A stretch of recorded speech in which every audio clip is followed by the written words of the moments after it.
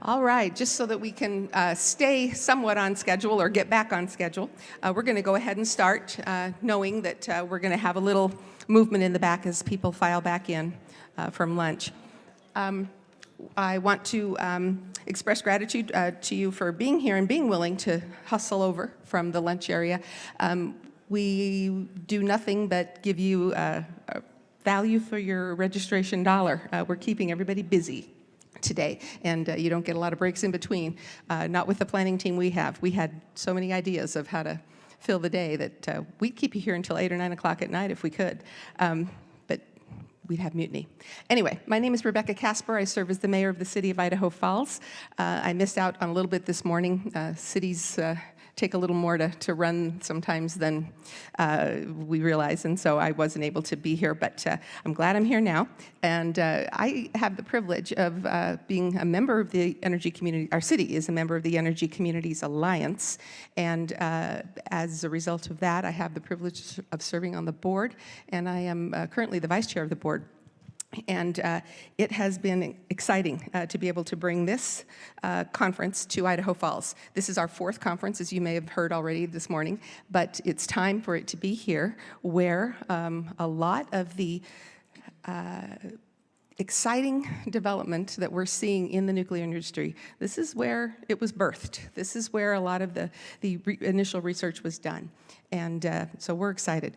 Today we're talking a little bit about the Intermountain West and how our collaborations are bearing some really good fruit, and we just want to share some of that with you. I'm going to turn the mic to my fellow facilitator here, and then after that we'll just go straight down the line and ask each of our panelists to give a self-introduction, 10 to 50 seconds, not much, because we want to talk. That's better. So, John. Thank you, Mayor. My name is John Revere. I'm the Executive Director of External Engagement Communications for Idaho National Laboratory. I've been with the lab almost 10 years, 3 years in that role, and before that I was the lab's Director of State and Regional Government Affairs based out of Boise. And then for 20 years prior to that, I had a career with members of Congress, including 15 years with Congressman Simpson, who you heard from this morning.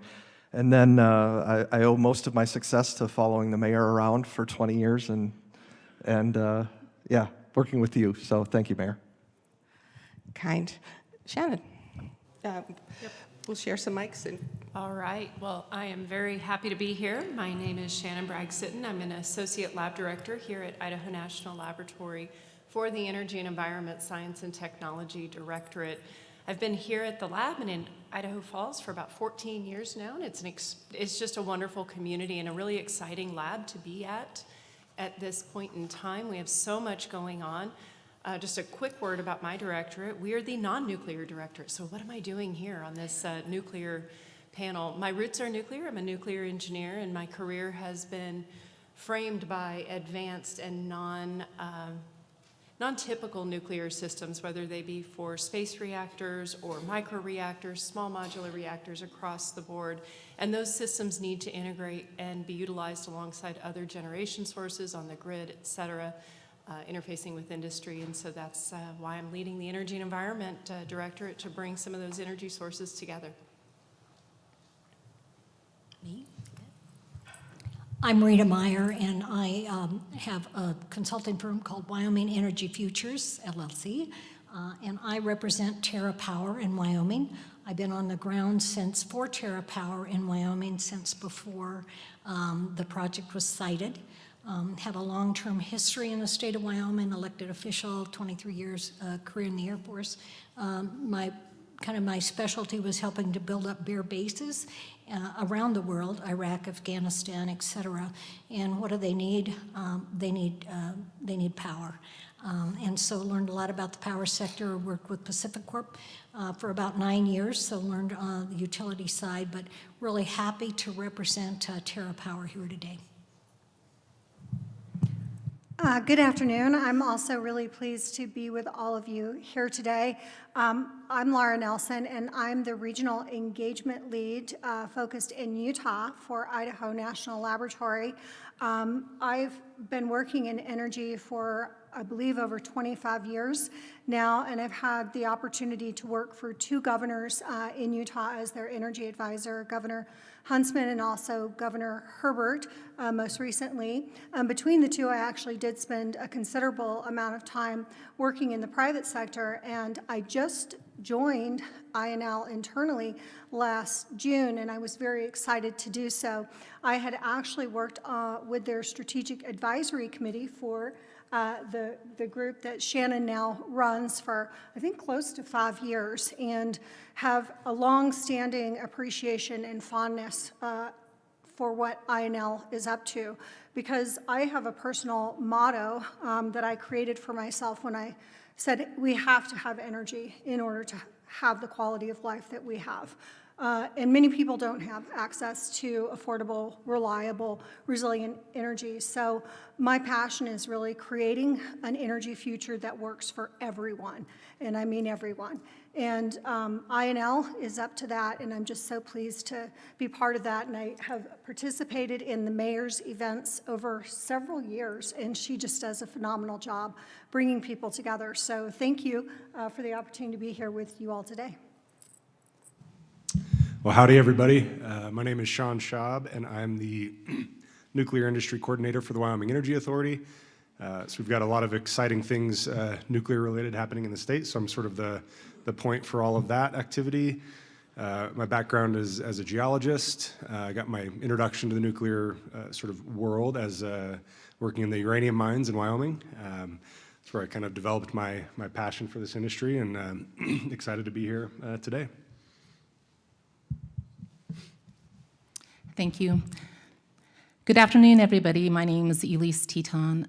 I just barely joined the Idaho National Laboratory. I've been here since last year of July, and I'm the tribal engagement lead for the laboratory. Previously, my background is in environmental engineering, and I work for my own tribe, the Shoshone and Bannock tribe here locally for the past 26 years, serving them.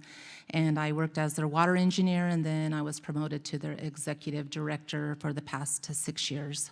And so I'm glad to be here and learning the new nuclear industry. Thank you, everyone. As you can see, we've got a really distinguished panel, and so I'm not going to spend a lot of time talking here. We're going to dive right in. When the mayor and I talked about this panel, we really wanted, sort of the thought process was we understand why traditionally there's been nuclear in the Northeast, in the Southeast, in the Southwest, in the Midwest, but why nuclear in the Intermountain West, where traditionally you don't see a lot of nuclear. You see the lab, but you don't see a lot of nuclear. And so that's really the question we want to dive into, and an obvious place to start is with Rita. Rita, why Wyoming? And why? And why Kemmer? Yeah, right. I don't know how many people in this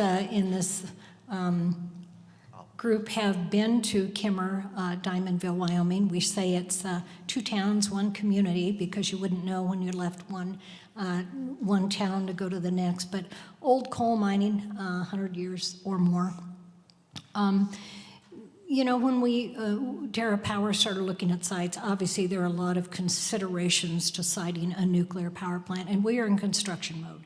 We're spending money, we're hiring people, they're out building. We've been on site for almost a year now. We're beyond scraping dirt, though that still continues as well, but starting on the non-nuclear facilities on the site. So it's a robust operation now. I think we've had 31 subcontractors on site, along with Bechtel, our main contractor. So it's a real busy place.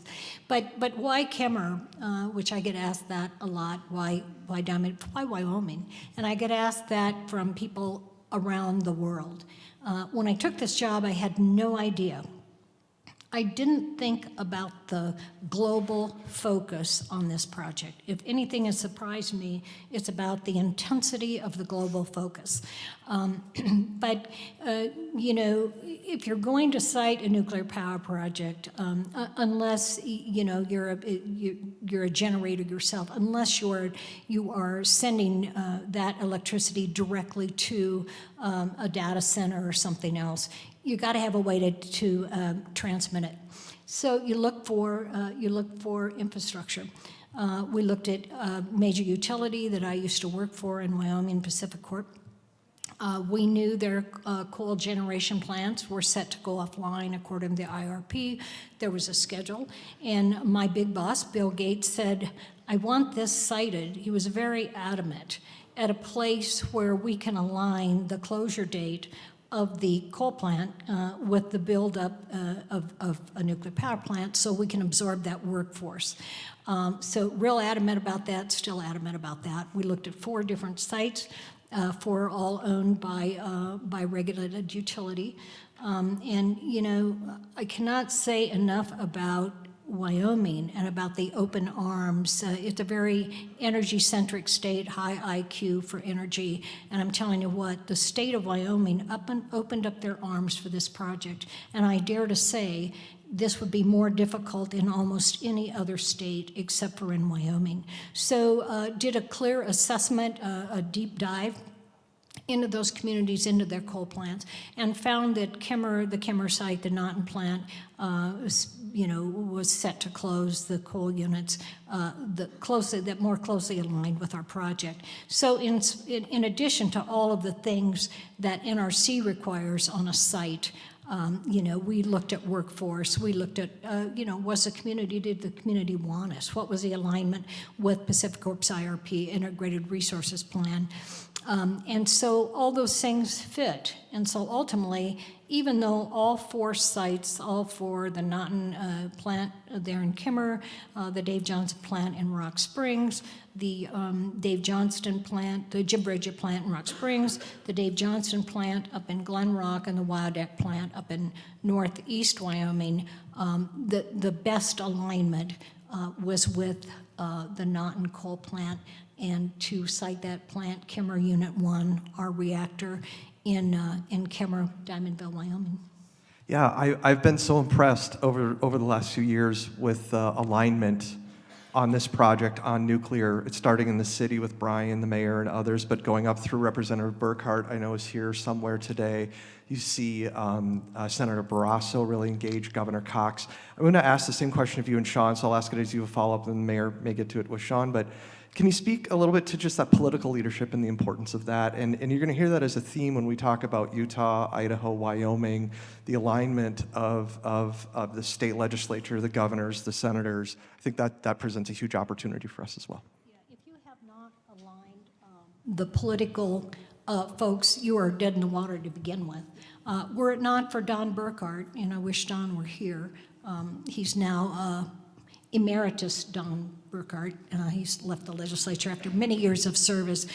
He single-handedly, when we came in, we didn't ask for any legislation. Don Burkhart said, this is what you need.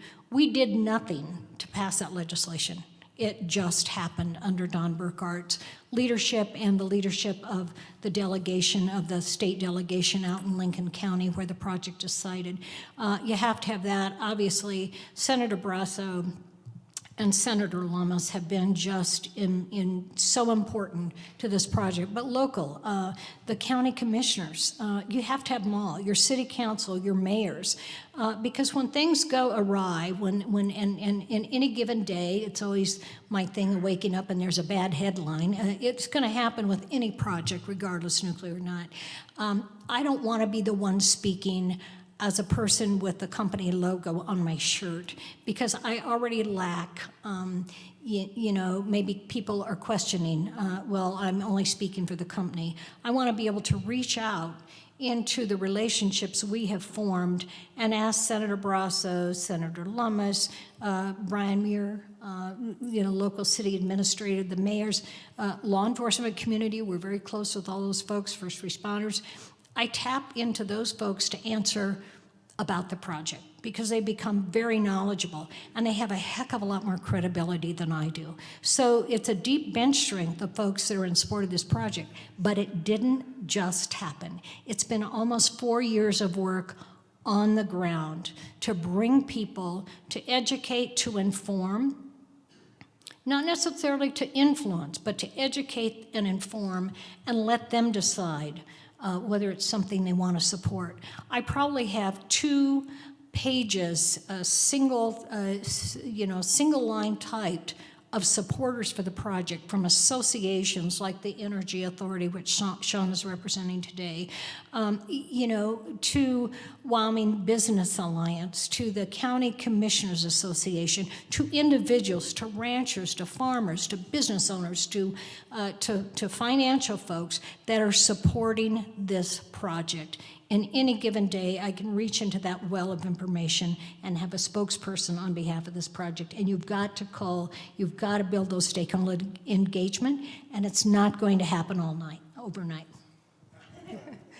Well said. Sean, keeping with Wyoming, Wyoming has long had, they've been comfortable with having an energy identity, which didn't include nuclear until recently. And I imagine some of that, embracing that, something that Governor Cox has had to do. Talk a little bit about, why is the state, Governor Gordon, sorry, I was going to correct you, and earlier you said Cox, we're both, anyway, Governor Gordon.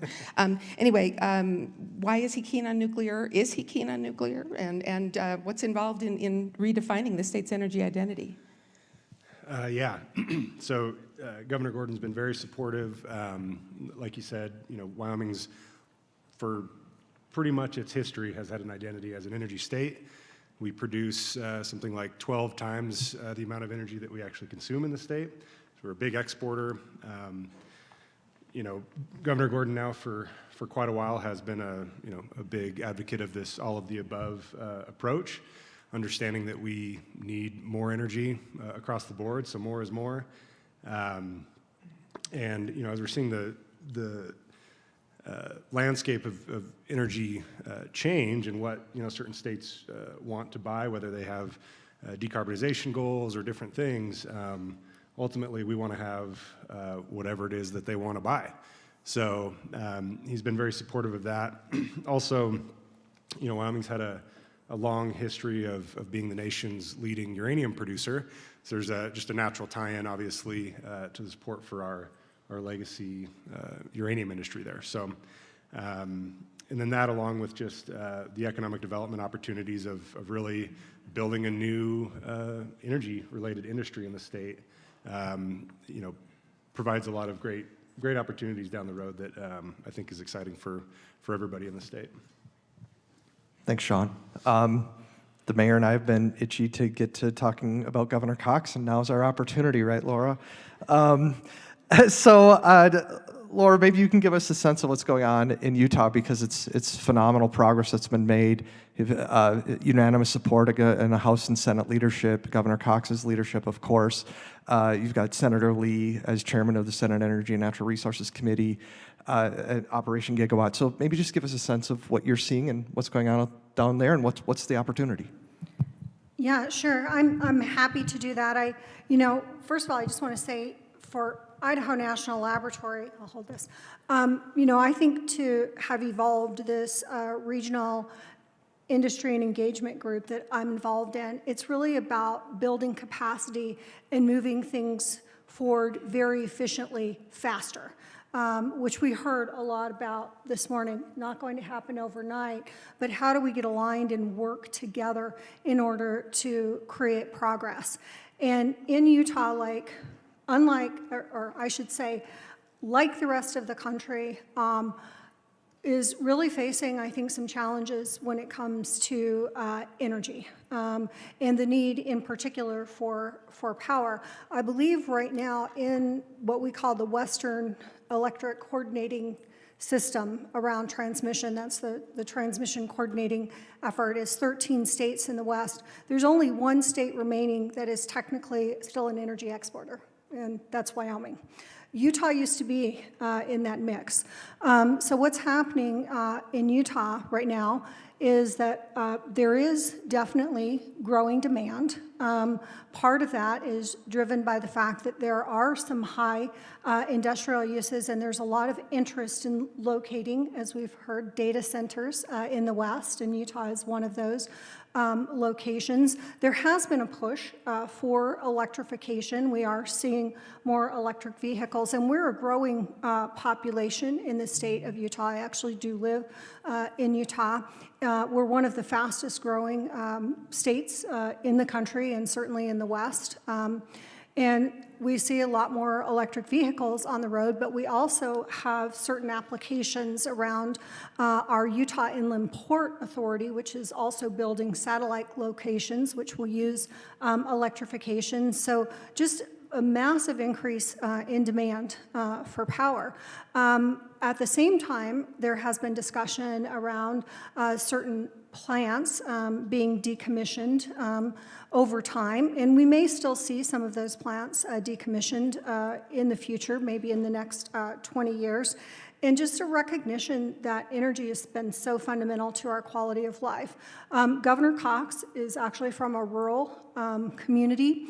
Much of the energy production in Utah takes place in rural communities, and it's been their backbone. It's been how they've thrived, it's been how they've succeeded, and they've really been committed, I would say, to assuring that the more urban centers have access to that affordable, reliable power. And that's something that I think is really fascinating that we are hearing, I think. We heard from Rita and Sean for sure, this focus on an all of the above, and how do we make sure that we have the resources in the future to meet those goals. So I want to recognize there are a couple of people from the Office of Energy Development in Utah here, and they certainly can represent this, but I would say that Governor Cox, as I've known him over the years, including when he was Lieutenant Governor, when I worked for Governor Herbert, he is very passionate about Utah's leadership and success. And he is definitely not a person who is going to remain idle when there is a challenge. So he developed Operation Gigawatt, I think, through conversations around what has to happen. And it's a bit of my sense is it's a bit of a stretch goal, but maybe working together, creating alignment, we can do it. It's doubling the state's energy production, in particular generation capacity, in the next decade. He made that announcement in October of 2024, so we're a good 6 months into that, so 9.5 years to double that capacity, and leaning into the opportunity for nuclear and geothermal to do that. He recognized that in order to do that, you have to have effective policies. So one of the pillars of Operation Gigawatt is to really work closely with the legislature, work with counties, work with communities on having effective policies. It's about innovation. You're definitely going to have to innovate. The state of Utah has asked Idaho National Laboratory to work with them closely. They've even identified INL as a collaborator in some of the legislation that passed this last session. Those two things, I think, are really fundamental: policy, innovation, because what do you want to do? You want to increase production. And if you increase production with the effective policies in place, with collaborations at the local, regional, and even the national level, you still have to be able to move that power. So the governor also recognizes that as we focus on these pieces, that you have to look at transmission and how we're going to have the opportunity to move that generation. So Utah is and has been, it's really, I think, an intergenerational legacy of the state. All of the above, focused on that reliable, affordable power. They're looking to continue to build the collaborative efforts to achieve goals, and they recognize that regional partnership is fundamental to that. You know, I've noticed that Utah almost always, no matter what the subject is, has maybe a history of having really outstanding leadership in the governor's office when it comes to planning and to mapping out, where they want to be. And I'm not surprised that they have this throwdown, 10-year throwdown. That means that we need to be seeing elected officials from Utah communities joining ECA and coming to future forums, because you got to prepare people for what's coming, and that's part of what we do really well, or at least we're trying to do really well. Shannon, I'm going to go to you and talk a little bit about Idaho for a minute. What makes Idaho, we know what makes Idaho a great place to do research. The lab has been a staple here. The site has been here for decades. We've been a place where nuclear innovation was invented and where we've proven that over time. But is it a good place to do business? And if you could maybe address that a little bit and tell us how, is doing business compatible with research and testing? Or what are your thoughts on that? Sure, thank you very much for that question. So just a little bit, I haven't been here this morning, so I'm not sure how much you've heard about the laboratory. You've probably heard quite a bit, but I'm going to reiterate anyway. Idaho National Lab is one of 17 Department of Energy national labs. We are one of 3 applied energy labs, and we are the lead nuclear energy lab.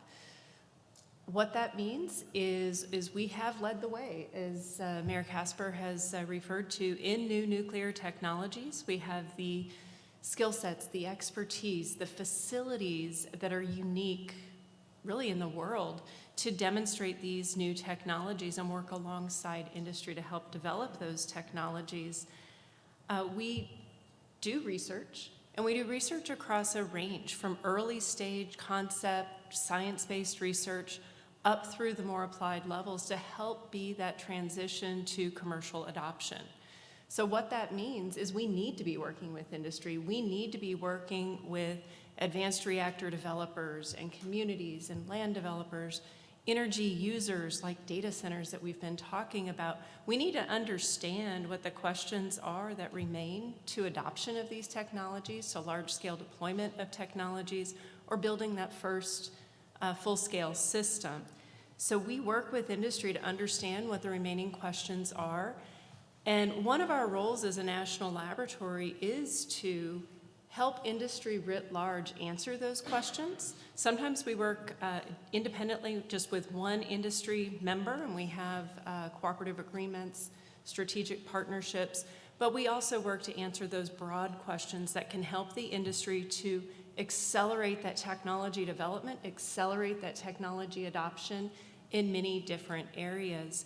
So this is where I encourage those conversations between researchers and developers and technology deployers to make sure that we are aligned with your needs, that we are sometimes doing those really fundamental early stage research areas and working to answer those types of questions, but it has to ultimately lead into technology that can be economic, that can be technically efficient and appropriate to meet the needs that we're trying to meet.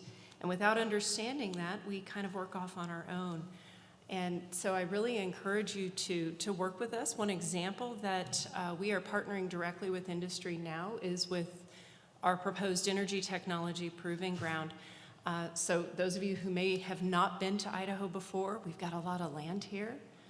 You may have heard that the laboratory has 890 square miles of land. Just a bit out in the desert, about 45 minutes to an hour out in the desert, is where we plan to put this proving ground for these energy technologies. What that does is it gives us a controlled environment to demonstrate scale-up of technologies. How do these technologies come together and integrate to support a wide array of energy needs? So the first thing going in out there is large-scale hydrogen production using solid oxide electrolysis cells that will produce a large-scale hydrogen resource, and that will then be coupled with a biomass combustor to provide a carbon source so that we can demonstrate how we produce synthetic fuels. Well, a little further down the line, we plan to incorporate microreactors. How do we power all these systems? We need thermal energy, we need electrical energy. This is an ideal place to demonstrate these technologies and how these technologies intersect and integrate before they go out in larger scale production and demonstration. So we can answer some of those fundamental questions early on as we're trying to better understand how these will be adopted and deployed in communities. Thank you. I just want to comment very quickly that Shannon is probably one of the world's leading experts on these integrated energy systems, and to hear her describe it in such simplicity and elegance is something that's a treat for all of us to hear this and understand that being able to integrate multiple systems is the energy resilience equivalent of having a diversified investment portfolio. You want to be able to have not your eggs in more than one basket when it comes to energy. But I want to go back to a theme that we've kind of identified here, and that is the leadership. We have Senator Risch, very senior on the Senate Energy Committee. We've got Senator Crapo, who takes a great interest in these issues and has authored some key legislation. We also have Congressman Simpson, who as an appropriator has taken care to make sure that labs are funded. We've got Governor Little, who will be joining Governors Gordon and Cox next week to talk about energy priorities and nuclear in particular. What is leadership a secret sauce that makes Idaho tick as well? Absolutely.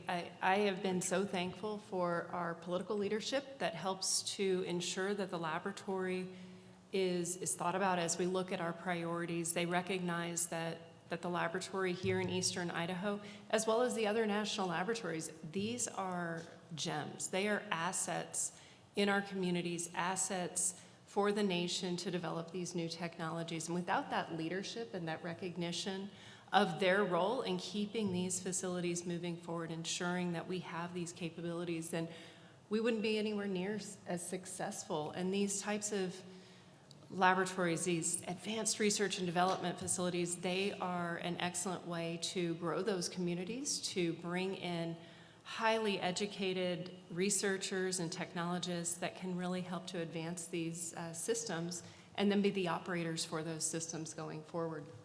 Yeah, well said, Shannon. It's so great to see the 3 states, for sure. And then you think about the connections to Montana and to Colorado, who has representation here today, and even Alaska, Nevada. These are all states with relatively small congressional delegations, so they need to come together, work together, and have influences as a region, and they're doing that. And it's been great to see. So. Elise, you have a rich history as an engineer, working for the Shoshone-Bannock tribes, now working for the laboratory and designing and executing our tribal engagement program. I'm wondering if you could give us a perspective, sort of a tribal perspective, on the opportunity in the Intermountain West that nuclear presents. Okay, I just wanted to mention that I will be speaking, from my experience as the executive director at the Shoshone-Bannock tribes, as well as what I've seen here at INL in my short time. But as far as, I will speak, John, to the Shoshone-Bannock tribes at this point. But in the past, Wyatt had mentioned that most tribes aren't necessarily pro-nuclear. And there's a number of reasons why, and there's a lot of trust issues going on. But I would like to say that most tribes desire to achieve energy sovereignty. They have their ability to make their own regulations and their own laws. And I think that's a very unique opportunity for tribes to actually streamline some of these regulatory or make so that we can get projects completed in a timely manner. But I would like to say that I think we're DOE Idaho, and you also probably heard Wyatt say include tribes early on. And I think that's what went right here. The site is on our Aboriginal territorial land, so INL and the DOE Idaho do their best to ensure that the Shoshone-Bannock tribes are in the know even before some of this information comes out about what is going on. They give them the opportunity to comment, even modify some of the plans as to not affect our cultural sites that are out here on the site itself. And so I think that I'm going to say I think the trust is decently there, very supportive. DOE Idaho meets quarterly with the Shoshone-Bannock tribes. And so with that, INL, as their technical support, they are in the know of nuclear energy. And I would like to say that they probably did a pretty good job educating our leadership. And our leadership, when I was the executive director, they passed a resolution supporting nuclear energy and looking into the possibility of supporting siting of a small modular reactors or even microreactors. And so right now we have an ongoing feasibility study for the siting, and we're very excited about that.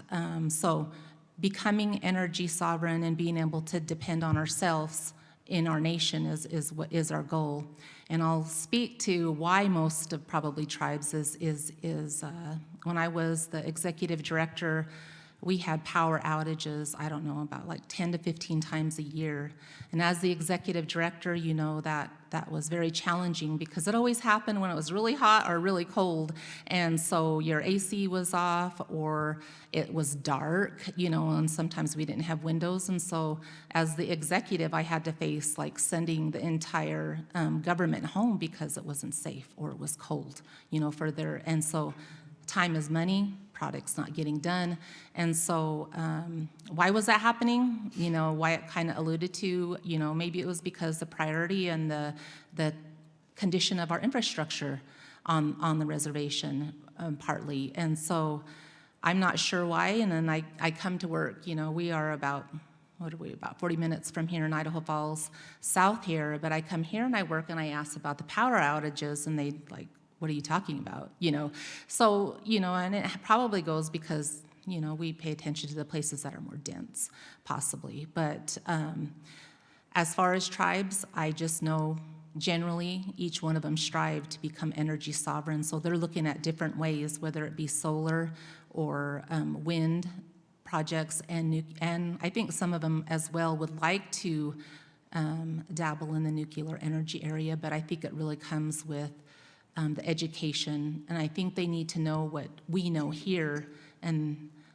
that's what my job is to do, is to actually create those opportunities so that we can educate, because there's a lot that tribes don't know, and what they're fearful of, this lab is working to remedy.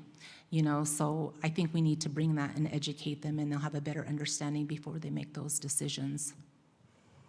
Thank you, Elise. You know, she's touched on some really interesting points, but I first just want to highlight that this may be the only tribe in the country that's doing a feasibility study on nuclear, and I think that's very exciting and something that we should, you know, put that on the bulletin board of really cool things that are happening in nuclear. But she also talked a bit about energy sovereignty. And while that may be very important to tribes, I think it's also important to all of us. My own community, but by the way, in Idaho Falls, we're not going to be having those outages because Idaho Falls is on Idaho Falls Power, which is separate from what some of people to the east and north and south of us and west of us are on. So they may be having outages, but we're not, because we're sovereign in that sense. But we also care about being having that. Other communities, they're calling it sovereign. Other communities call it being energy independent. Nations talk about being energy independent. As society evolves to the point where we can't afford to not have energy that's reliable, as we see what's happening in California, where reliability is sometimes at crisis level, where anybody who can already owns a generator. We can't underestimate the importance of this independence, or as the tribe is calling it, this sovereignty. So very important themes that Elise is raising here. She also very quickly touched on infrastructure. Transmission may well be the Achilles heel for all of us. Building those lines is hard. It's almost as hard as siting a reactor in terms of finding the right geography, the right landowners who are willing to grant you that right of way. So anyway, very quickly, I want to just maybe tie it all together.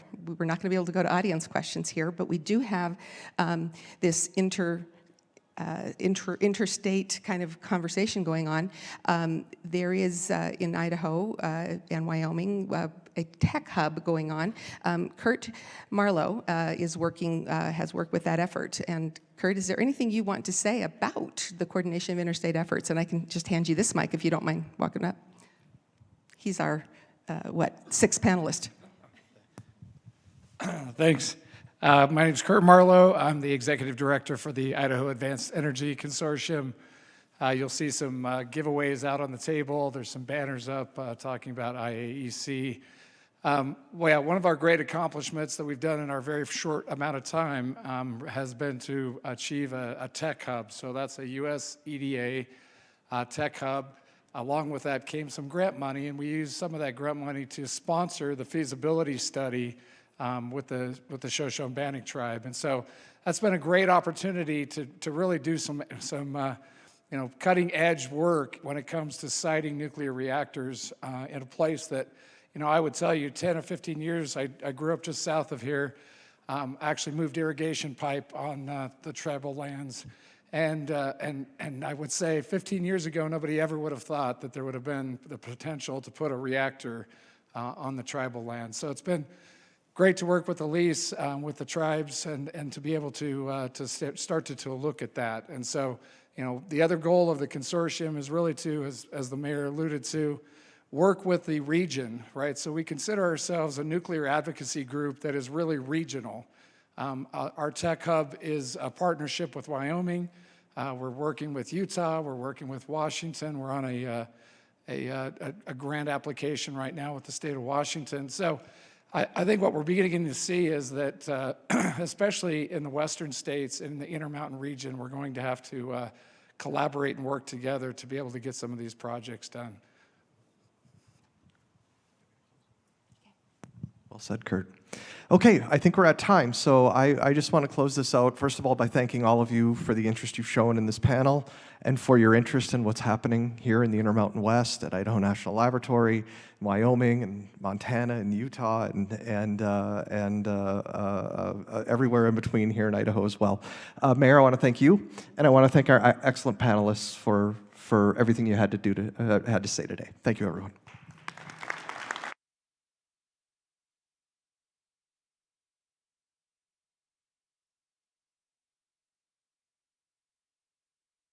Great. If we could just get the next panel to come right up, we'd appreciate it. Thank you.